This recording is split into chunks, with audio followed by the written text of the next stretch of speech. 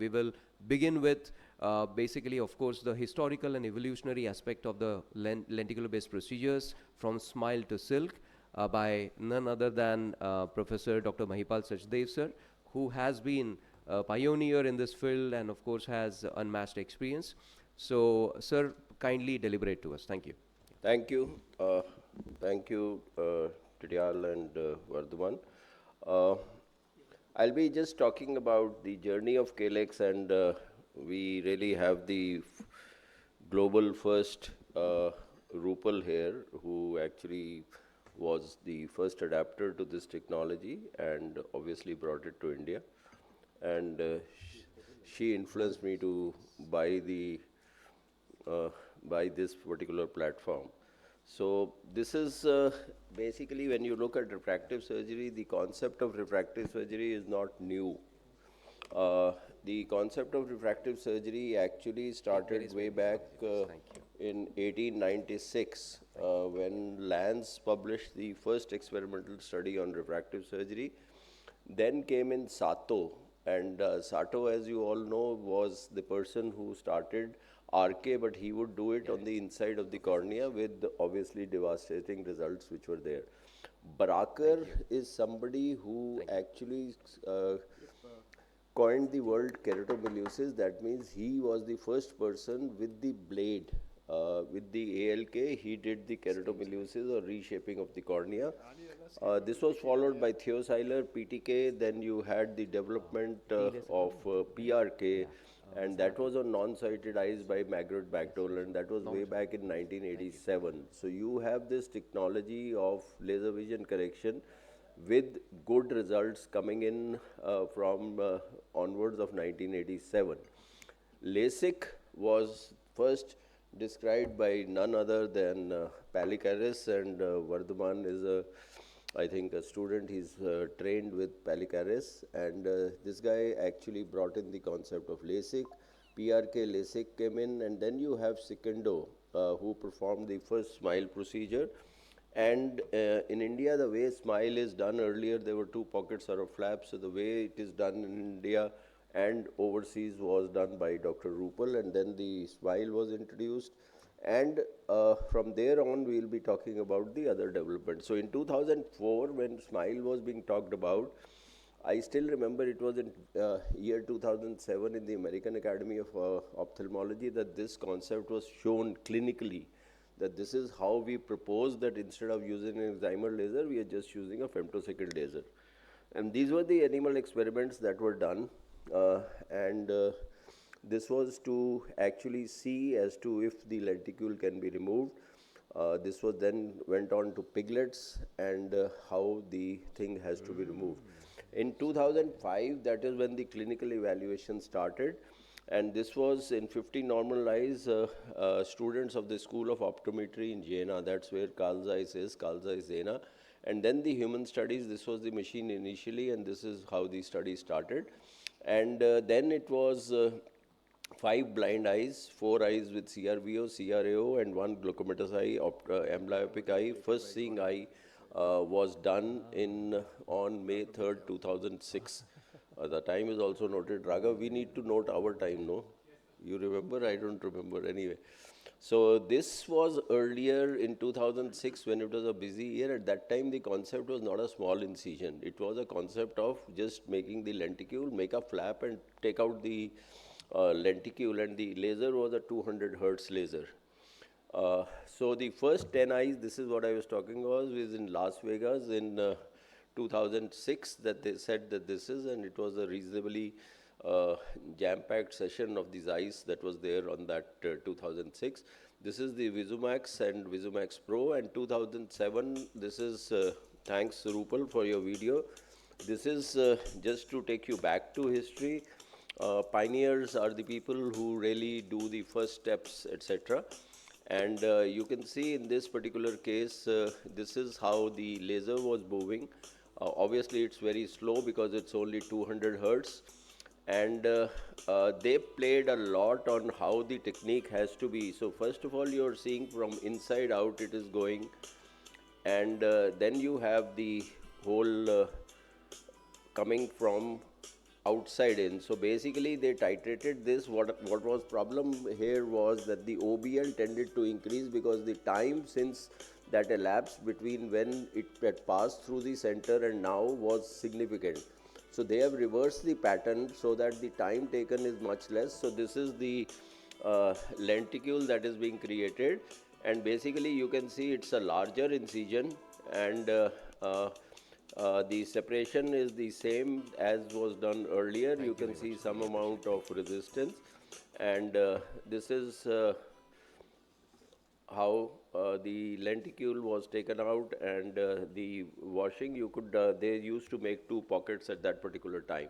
Now this is more and more people after Rupal, more and more people came on board, and Egypt, Osama bin, and Mayor Rayner, Dan Ranstein, Chan Sui out of Thailand, and out of Denmark. So they started the studies, etc. And this was upgraded in 2009 to 5,000 hertz.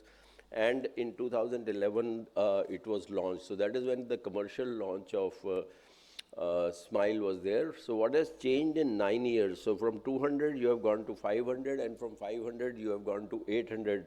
That is the Smile Pro. And the pattern of scanning has reversed. As I told you, the scanning pattern has reversed. And it is higher energy and lower spot and track spacing that is there.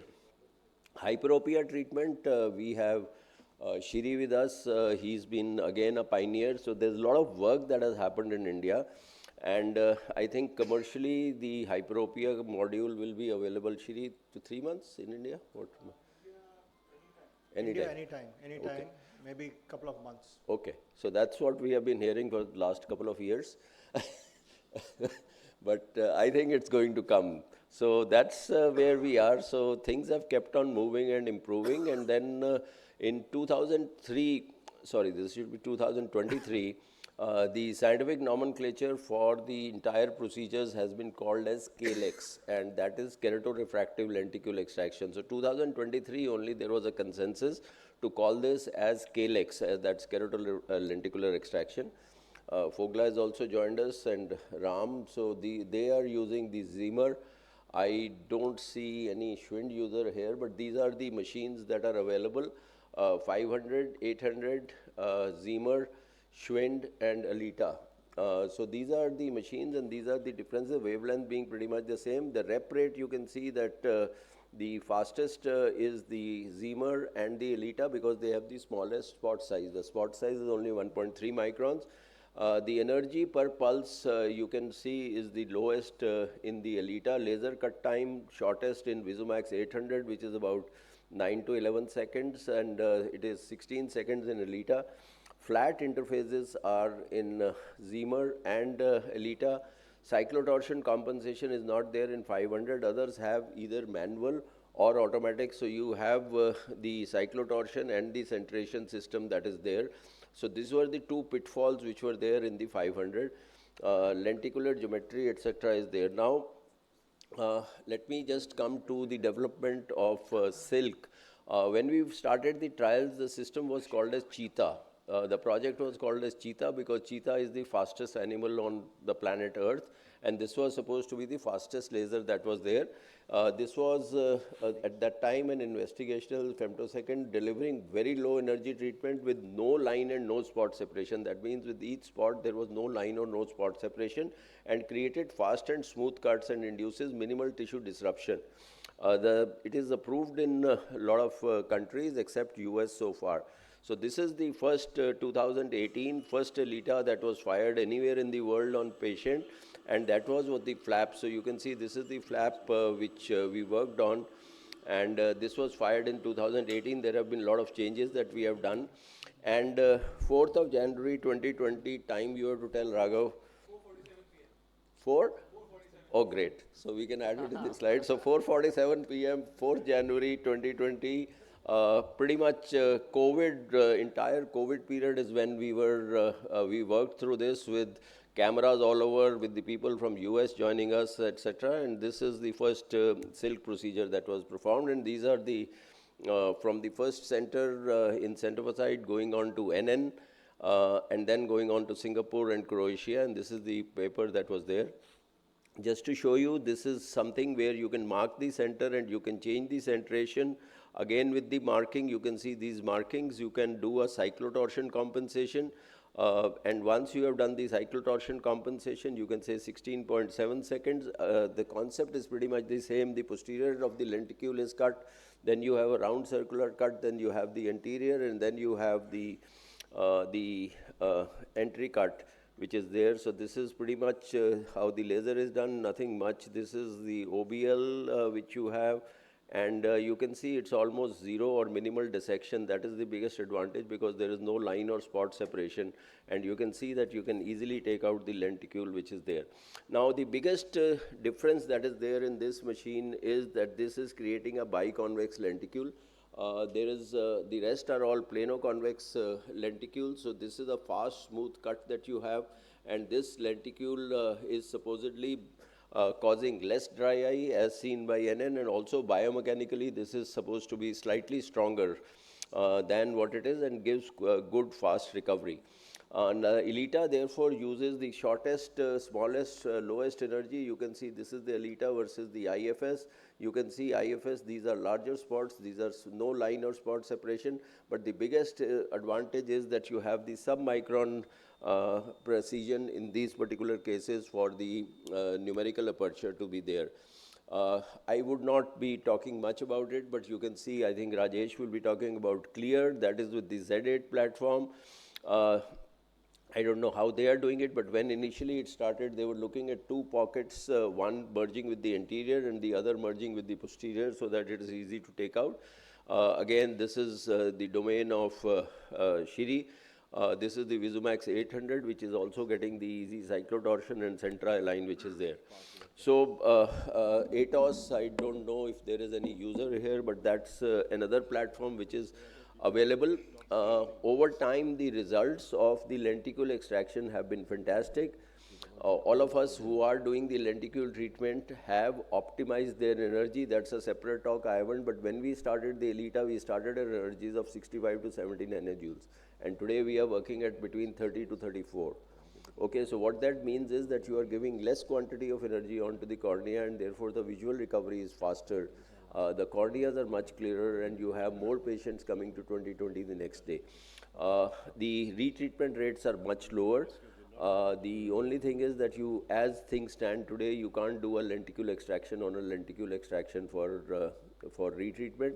Hyperopia is still to be commercially launched, and retreatment you have to do either a surface or convert the cap into a flap. So these are the only thing. The earlier centration and cyclotorsion bit has been sorted out. So by far, I think the growth of lenticule has been slow in US, but in rest of the world, specifically in all the Asian countries, this is the go-to procedure which is there, followed by ICL. So the take-home points would be that the world of refractive lenticule extraction is undergoing drastic changes from a radical idea for refractive correction to taking flap-based procedure head-on and ultimately giving better, if not good, visual outcomes. No longer a monopoly because there is stiff competition. We hope that the prices come down both for the patient interface as also the machine.